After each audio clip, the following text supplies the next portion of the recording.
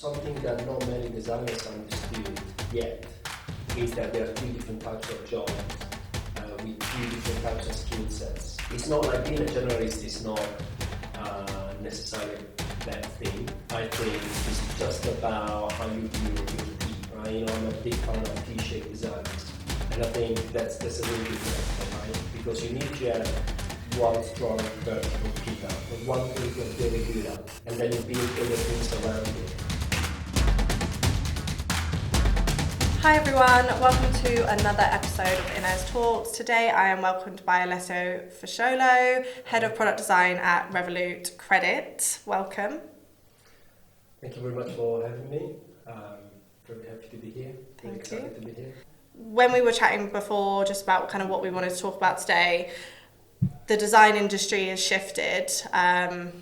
Previously it was a lot more kind of solo UX, solo UI into kind of the last sort of 6 years product design. How have you kind of like witnessed the sort of evolution of the design industry? And I guess, what's your opinion on that? And for other designers out there who are aspiring to be product designers? Yeah, I've seen things changing a lot. You know, I started working in the design field almost 20 years ago. So back in the days, we're talking about like in the time where working with something digital means being a webmaster, Yeah. or like the website guy, right? So doing a little bit of both, which was great at the time because it's especially doing that in Italy. Because it meant that I had to, push myself to try a lot of different things. I've done a little bit of coding. I tried to learn the architecture of websites, which was the kind of like the beginning of UX. UX wasn't even a thing at the time. Mm-hmm. So I went through the journey of figuring out what were the components of building a website. That was the only thing that was available, and I've seen the whole journey of different professions and profiles getting defined, right? Mm-hmm. And how the industry was pushing people to try and get into a box or create labels for it. So I'd say that in 2009 I moved to London, and this is where I've seen things becoming like serious and a little bit more defined, and it was interesting to see how much the two kind of like core components, what makes product design now, which is UX and UI, like merging and getting detached, merging and split again, several times. Yeah. So if I should play that back, I think at the beginning they were definitely merged into what was called at the time digital designer. Yeah. Which was basically someone coming from a graphic design background most of the times, learning how to design interfaces. And then all of a sudden, and I don't think it's a case, but where money started getting injected, into the design community, yeah. Digital design. Finally, though, because the engineers were getting paid a lot more at one point. Exactly. But I've seen things changing very quickly around, I think 2013, 14 maybe.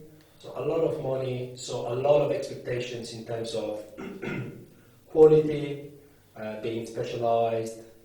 Maybe that was an effect of that, right? Because the expectation of the quality was so high, and there was enough money, to pump into companies to get more resources. All of a sudden, UX and UI got split into two separate things. So you had a UX designer and a UI designer, and a UI designer was natural, like someone again. Coming from a very visual background, the UX designer, was much more like varies in a way. Right? I've seen people coming from psychology, a lot of people coming from architecture, for some reason. Yeah. I mean, now I can connect the dots and understand why, but at the time it was very weird. Yeah. Like, let's say, That the research percentage element. of people. Yeah, no, I think for me it's more the logical thinking. Like, laying out thing in the space is kind of similar to lay out thing in an interface, and also the sense of hierarchy of elements, even the flows. Yeah. The principle of flows, right? Flowing through a space, which is like a whole discipline in the architecture world. It's very similar than flowing through, a website or an app. So there is a lot of affinity. So now I understand why, but at the time it was very weird. Psychology is an obvious one, right, for research and stuff like that. And few people for philosophy always tell the story that probably the best designer I work with in my career, I know them, he's had a degree in philosophy. Yeah. And I could see a lot of that coming across his way of working, which, made it very, very interesting. So he had that attitude. You could see, the root of the academy, spilling through his work, which was incredibly fascinating. But yeah, getting back to the roles, at that time there was a UX designer and a UI designer, and that's been going on for a while. Yeah. UX designers, were were the new kids, in that space, so they really kind of like they had to find that space in the industry, which I think they did pretty quickly. Yeah. I remember them being paid way more than UI designers, so there was a massive hype around UX design, maybe because there were not enough talents, or at least settled talents in the industry compared to the demand, and all of a sudden every single agency, every single company wanted good UX design. And I don't know what happened. Maybe you could help me with that. I don't know. Maybe there was another shift in the industry, like money-wise. Yeah. Another change in the economy. All of a sudden, UX and UI merged into product design. Everyone wanted the unicorn. Everyone wanted unicorn. Yeah. Everyone wanted someone being able to do both. I think again that's something to do probably with consolidation of big tech companies. It wasn't just about UX and UI, but it was the capability of understanding business and putting your work, your design, knowledge at the service of the business somehow. And then all of a sudden, UX designers and UI designers didn't exist anymore. Nobody wanted them. And product designer was the next thing. I've seen a lot of title changes on LinkedIn happening. Yeah. I did it myself, at some point. I can't deny. Yeah. It was just about like a way to repackage yourself into something. So. Yeah. Adapt to the industry, which is like we will get there, but it's also something that I believe is not necessarily a bad thing. It's actually part of our job, right? The ability to adapt, to the industry. Do you think, some bit of a controversial question, and I'm not sure if we're going to cover it later, but do you think some people have changed their profile to kind of match that product design profile, but they're not actually end-to-end designers? Have you seen that happen from sort of like interviewing people or working with people? There is a bit of that, but I think we really need to unpack all the different aspects of it, right? Obviously if you work in the industry and you realize that if you stick that label to your CV, you can ask for like 20, 30k more, you would definitely consider that, right? But then you soon realize that it's not enough. Yeah. If your intention is to follow the flow of the industry and adapt to the different demand or different way of working, that is a different thing. That is not necessarily something negative. Yeah. And again, I did it myself because I reached the point where I've asked myself what I needed to do to stay relevant first, And also, I try to combine that to like, always try and understand what I wanted to do and what I was good at. Because effectively, with more technology, more like the introduction of different, devices, think about VR at some point, the industry got so fragmented. So you could have been able to do so many different things that necessarily you had to ask yourself at some point, what do I want to do, right? Yeah. What is the, the segment of this industry that I think I could be very good at, or that I really want to be, get involved to. And then I think there is another element, which is the rise of the in-house teams, right? Which is something that didn't exist before. Yeah. When I moved to London, 2009, if you were working in-house, you were a loser. You were not good to be in an agent, not good enough to be in an agency, right? Yeah. And that was like a very, very defined thing, right? I remember that. But now it's sort of switched a little bit. I think now lots of it's people at least at the same level. Yeah. It's not switched. Yeah. Right? Because I see a lot of clients sort of ask, I think agency designers are great. They've got great skills, usually like really high bar on design, craft, etc. But I know sometimes if you're working for like a Series B startup, they don't necessarily want someone who's been agency because they might have not necessarily seen like the impact of their work, because once you've kind of finished the project, you might move on to something else. So that I find sometimes from like in-house now when people are recruiting, that's a big one, but not for everybody, but it's definitely been something that's flagged up a lot when we've been recruiting for roles. Yeah, indeed, and I think it's mostly because there are two very different types of jobs, right? Yeah. So that we definitely now reached parity in the industry, right? So there isn't a stigma anymore, right? Because the quality could be very high in both. 100%. I think what I reckon is that something that not many designers understood yet is that there are two different types of jobs with two different types of skill sets. So you need to be able to move different levels as a designer to adapt yourself to that. And I can tell because I've been in both. So actually, majority of my career was on the agency side. And the transition to in-house, especially in Revolut, which is probably at the far end of the spectrum, wasn't easy at all. And I had to repackage my skills and completely change the priority and even the lens like quite radically. And I've got a lot of friends that are very good agency designers that either want to, or sometimes for money reasons, sometimes for opportunities, sometimes because they're very attracted by the startup world or the big tech world. They want to do the transition, and they struggle. Yeah. They either cannot do the transition, or when they do that, they fail big time, just because they don't understand that it's a completely different job.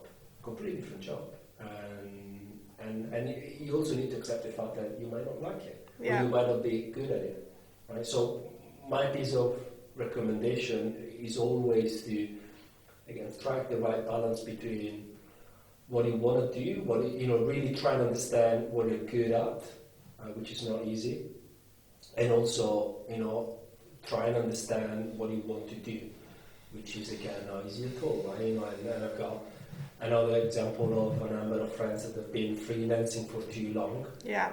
And let's say, navigating this very fragmented world of design and doing bits and bobs of everything, they reached a point in their career where they've done so many things but never really consolidated any vertical. Yeah. And now they cannot sell themselves because it's, they don't have that really strong, portfolio.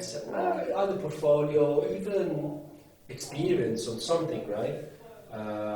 Because then, they follow the market and they never stop and ask themselves, what am I good at? Or what do I really want to do? They were just going from, project to project, contract to contract. Yeah. And then boom, all of a sudden 10 years are gone, and they don't even know what they want to do. Yeah. Right?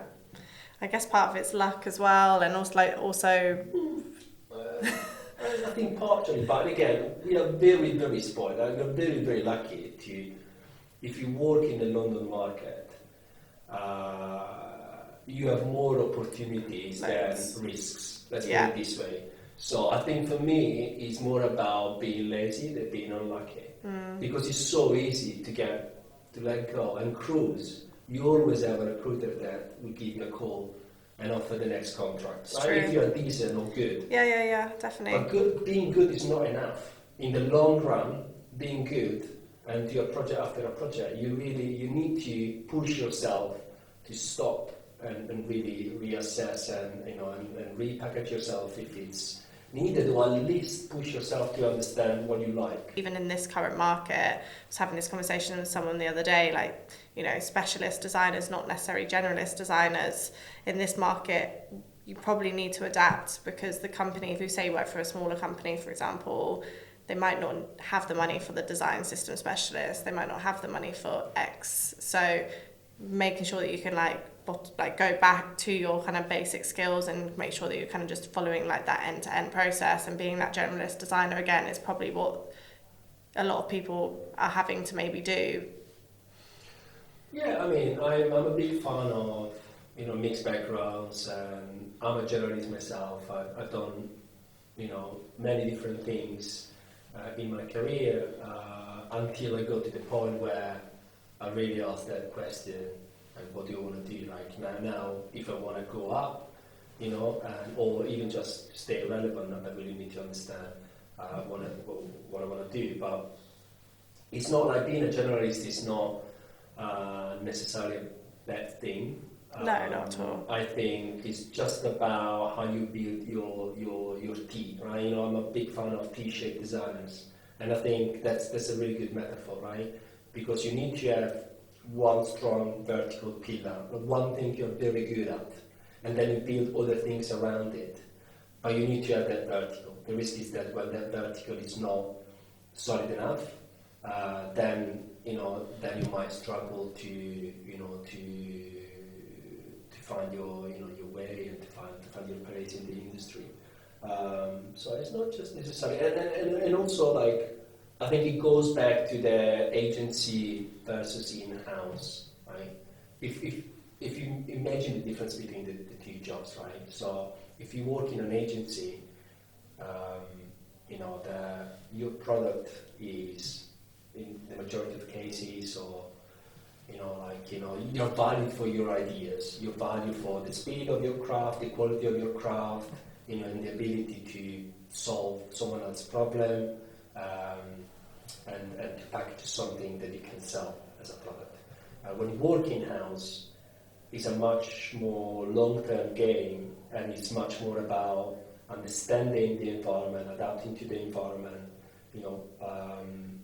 also having being able to communicate with different stakeholders, with non-design stakeholders. For example, when I transitioned from the agency world, to Revolut, the thing I struggled with at the beginning was the fact that I didn't understand that wasn't obvious anymore. It wasn't a given anymore. The fact that everyone around me was understanding my language, right? Because if you are in an agency, everyone talks about design. Everyone talks the design language, right? So you don't need to explain. You don't need to sell certain things, because it's that's a task force, to at the service of the client, to produce good design output.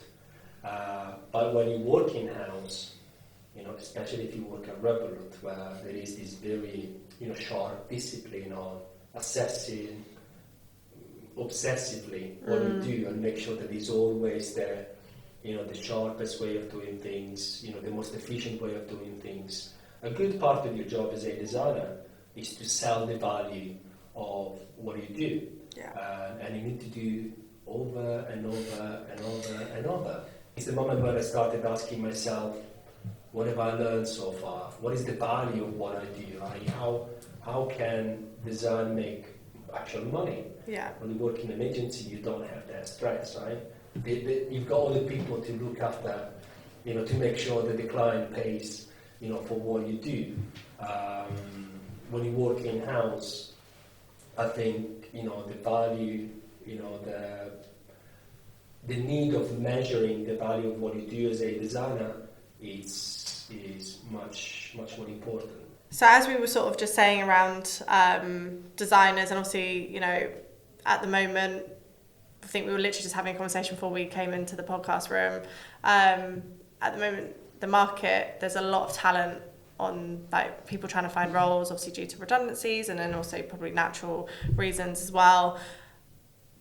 How can designers make their portfolios stand out amongst everyone else applying for roles at the moment? What do you find as someone who, I guess, does your own portfolio, someone that's looked at other people's portfolios? Like, what is the most sort of like effective design that you've seen, and how can we kind of help people today?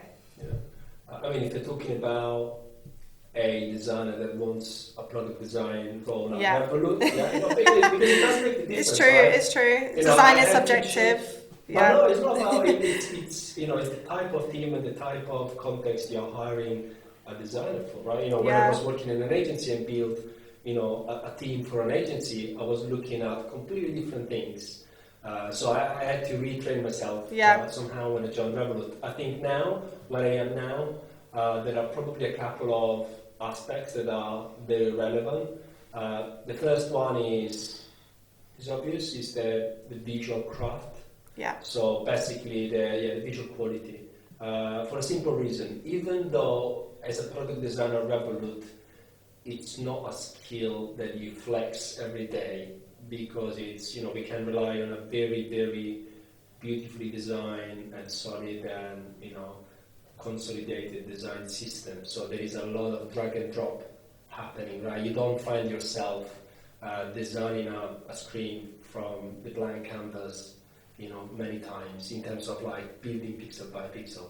So, but I'm also convinced that, the visual skills are the hardest to build and are the one that takes longer to build, which means that if you bring in a designer which you don't think has very good design skill, or at least you haven't seen that skill from their portfolio, it comes with a risk. Yeah. So if you're lucky, you will never have to use but you will always see a component of that leaking through his work, because building new, being able to lay out, very nicely looking screens or interfaces has got something to do with sense of hierarchy, for example, which is something that you have to do even if you work with a established design system, right? So I think that aspect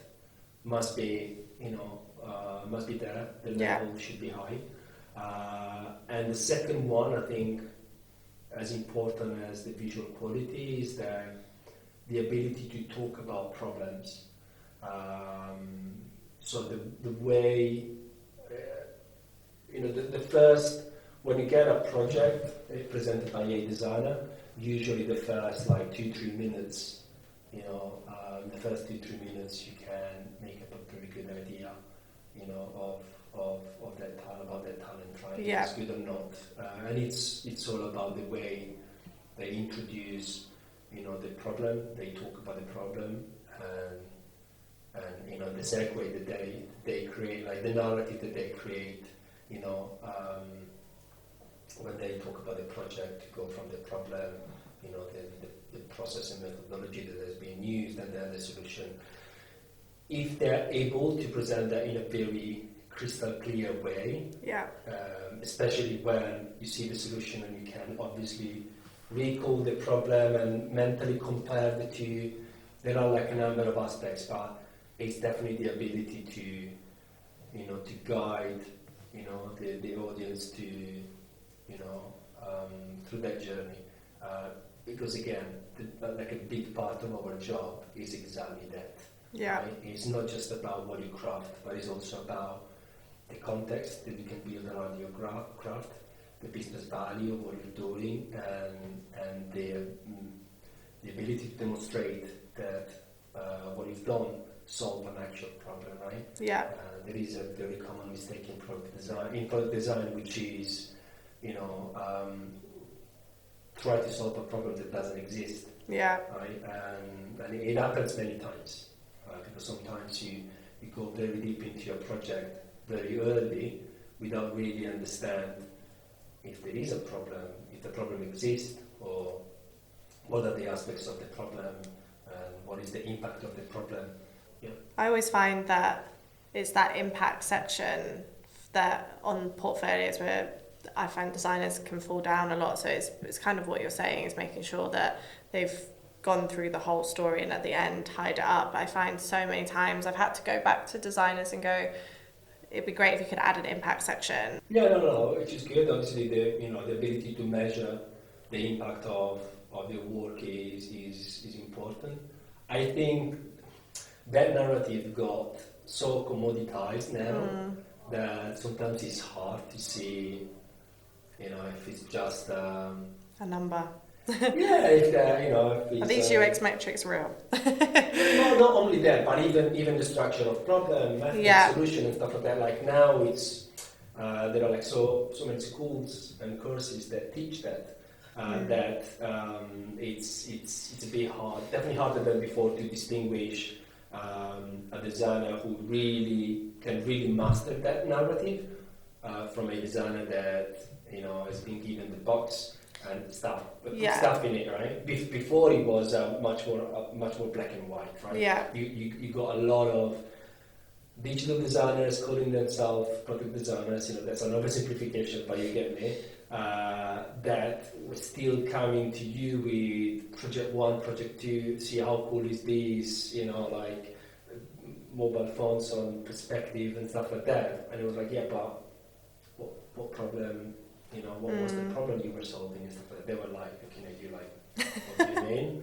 I think now that structure for portfolios is much more commoditized, so a lot of people... If you're not doing it, then you've definitely done something wrong. Yeah, but between the people that do that, you really need to be able to see through and understand, did you do that because you've been told by your product design friend? Yeah. Or you're doing it because you can actually master that narrative, right? I guess sometimes that's like, if they've got a great portfolio and they do have that, I guess that's also where the first interview is important, and like I said, 2-3 minutes of them talking you through it and asking those questions and how they've answered them. I guess we've kind of moved away from the portfolio stage at that point, but even so, I guess that's where they'll demonstrate that in the interview stage as well. There is an aspect of, again, the level of maturity of the market, right? Yeah. Before, at the beginning, where product design role was something really new and people were still trying to figure out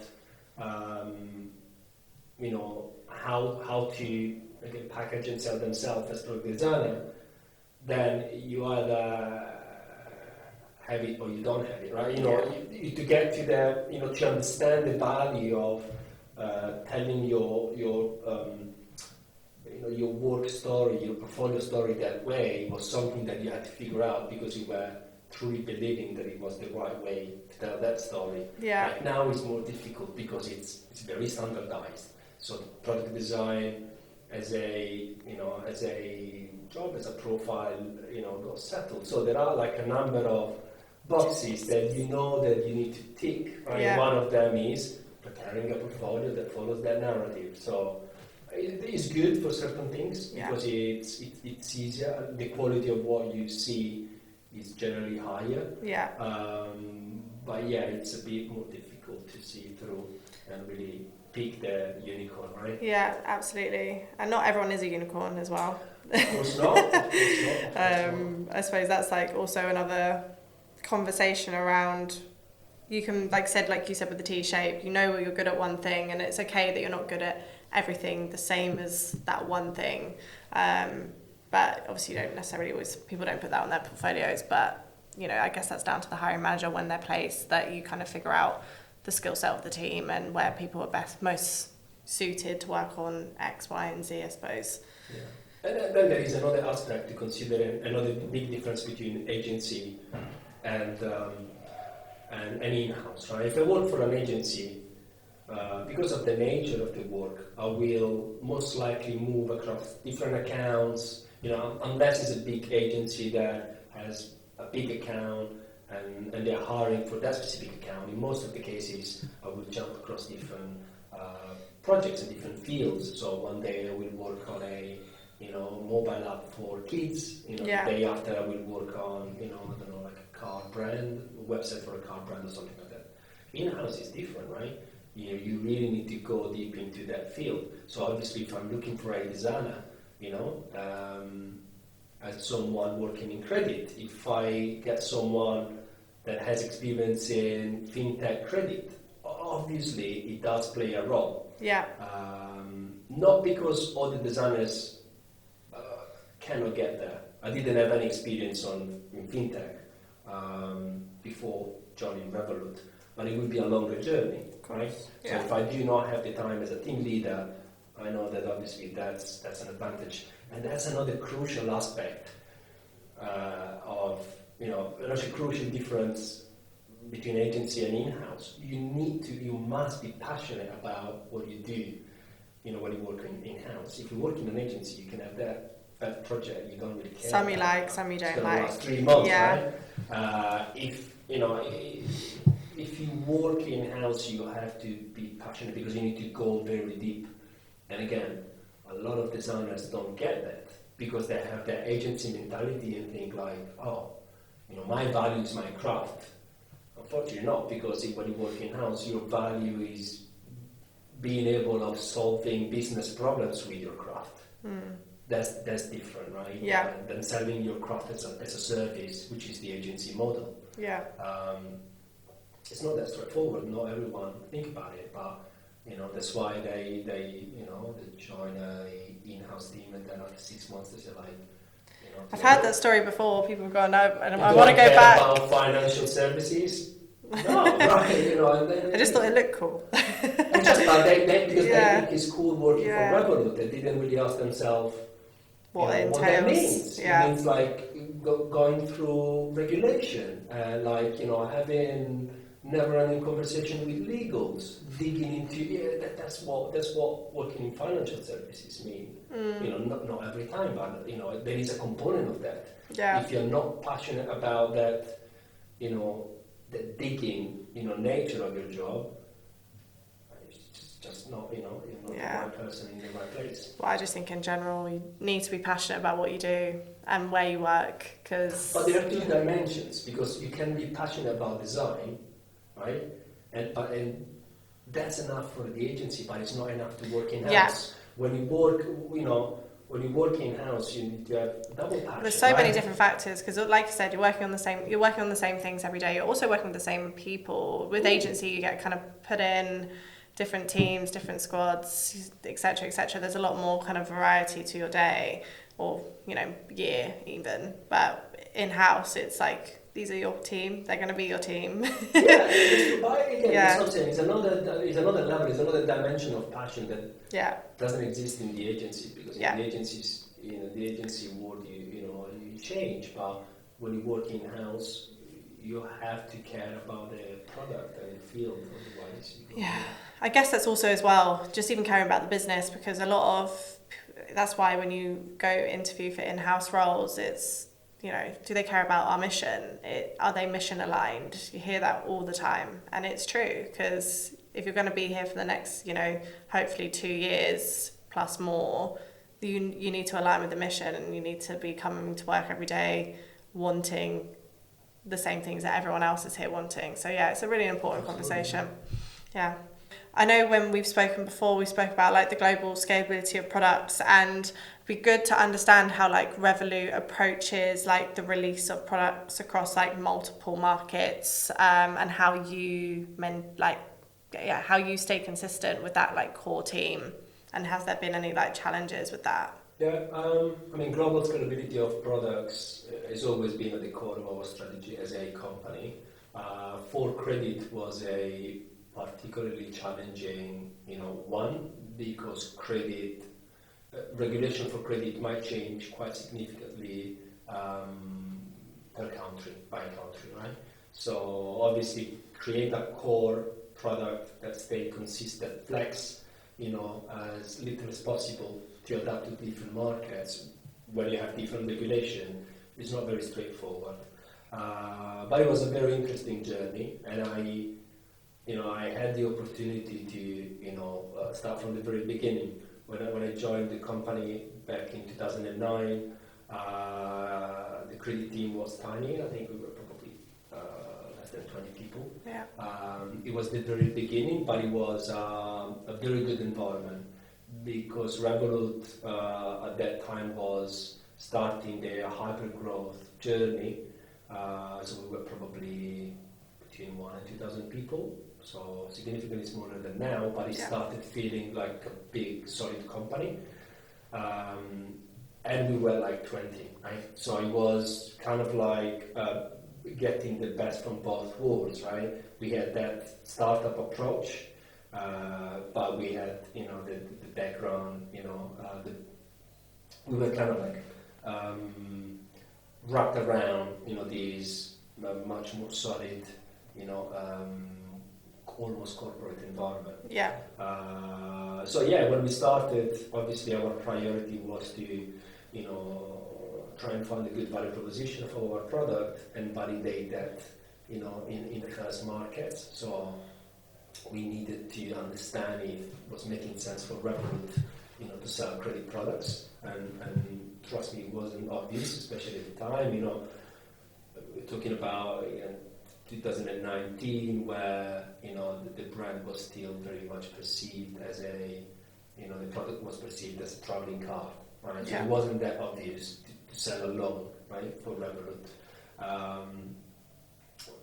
Since we started, we had scalability in mind, but the emphasis was very much, try and build the first product as fast as possible in the first market, launch it and see, what was happening. We managed to do that pretty fast. I think we launched the first product after 12 months, about 12 months, which is very impressive. Good. Imagine that there is a lot going on behind the scene in a credit product, and that's why our department now, is quite big. We are over 200 people, but because there is obviously, all the people looking after risk, even beyond obviously technology Everything. and stuff like that. But there are a lot of components of the products that go beyond the technology. We managed to launch the first product after about a year, and then we were able to launch the second product on the second market with, I think, pretty much half of the time. That was the first signal that we were on the right trajectory, because we were able to, if you see that, if you have the ability of reducing the time, progressively, it means that your, scalability model works somehow. The more products and the more markets we were launching our products in, the more the need of changing our way of working became more evident. So we moved from very lean, kind of traditional product design teams, with a product designer, front-end and back-end developers, a PO, teams as small as agile as possible. Yeah. There we focus on getting something done and, push it to the market as fast as possible, into a much more complex machine where, just to give you a picture now, we are in the team 5 designers, including myself. Yeah. 3 or 4 times, that number of POs. I think we are working on the 5th product, and the most successful product is live in 9 markets, 2 more coming, right? So the scale is important, and you see that numbers don't add up, right? If you've got the simple rule that if you've got 5 products and 5 designers and 15, 20 POs, you can't build these product teams, right? Yeah. So we had to change the system into like a pipeline of requests that goes through like sort of prioritization exercise, and we build roadmaps based on these priorities that could be for different markets, different products, and somehow, we managed to make it work.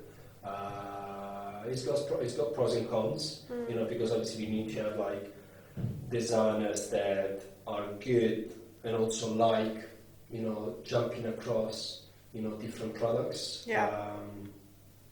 And keep everything together obviously requires quite a lot of housekeeping and constant checks, let's say.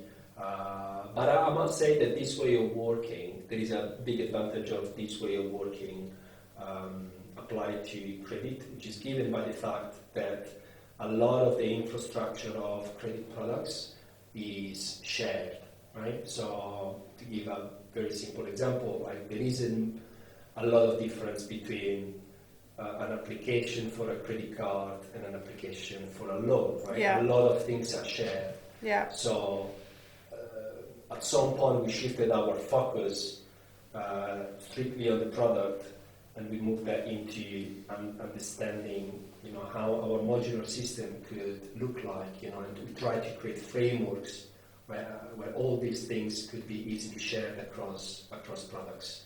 So now, we have, our process has much more emphasis on, designing and maintaining and make that system efficient versus being head down and focus on one single product on a single market. Yeah. I think that's what enables like scalability. Obviously, the more you scale, the more product, the more market, Yeah. the more need of adjusting your way of working to that. But I might say that so far so good. It's very challenging, but it seems to work. And how do you see that sort of strategy evolving in like the near future as well? When you put together like an operation system that is crafted around scalability, you cannot not consider the now, right? You always you project that system to a different scale, but obviously you test it in your context, right? Mm-hmm. So sometimes that projection doesn't work. You don't really know what is the limit of that scalability. I'll give an example. You design something, now you're 20, right? You design something that that could work up to 40, but you don't know how 400 looks like. Yeah. And effectively, you don't really know where these breakpoints are, where your system starts cracking, and you need to sit down, and change it again. There is a lot of trial and error in the process. Let's say you really need to stick to the vision. You really need to stick to the trajectory. So you always, which is not true because which is not easy. Sorry. Yeah. It's very easy to kind of like catch your breath and say like, it works for now. Let's stick to it, right? Mm. You really need to embrace the challenge of having that, again, that vision of scaling things and making things flexible. Yeah. Right. But then, what the milestones are, it's very hard to tell. Yeah. I guess you just have to cross that bridge. Yeah. You have to listen to yourself as 18. That's very important. You really need to be good at being honest with yourself, and every now and then trace a line and say like, what worked very well up to this point, which we love, and it's the perfect oil machine, right? And we built it for ourselves, so everyone is proud and everyone is comfortable. Unfortunately, it's not working anymore, so we have to change it. But that's almost expected when you Yes, but trust me, when you get to that moment, you're not always prepared. You didn't want it to happen just yet. You were like, now that we thought that we got it, we thought that we nailed it, we have to change it again. But it is part of that trajectory, is part of that vision, right? Yeah, and I guess it's all part of learning as well. Yeah. And we also, like, what I found very cool about doing what I'm doing is that it's very unknown, right? Mm. So I don't think there is any other company that embarked in the journey of building credit products with that level of scalability, as we're doing. So effectively, we don't really have many, other companies to look at. We have to figure it out ourselves. So we have to try things. It's a bit exhausting, but it's cool, right? Exactly. You're kind of making history with that, really. So something I usually like to ask my guests. Obviously, you've had a great career, gotten to where you've gone to. There's probably a lot of, juniors, mids, even further along designers watching this. Is there any advice that you would give to your kind of like younger design self, kind of looking back at your journey that you'd like to share? I ask myself in my, during my career, maybe a bit earlier in my career, what I like and what I'm good at. And it's also the piece of advice that you should give to people that start in the industry. And it's not obvious, again, especially I think we touched that earlier, in a market like London where you can navigate the market without doing that, without really asking yourself what you want to be and what you're good at. You can just go from role to role. I think you can build a much healthier and long-lasting career if you push yourself, really try and understand what you want to do and what you're good at. That's probably wise words from Alessio. Well, thank you so much for coming in today. Really enjoyed the conversation. That was great. If you've enjoyed today's conversation and you like what you heard on the podcast, then please like and subscribe.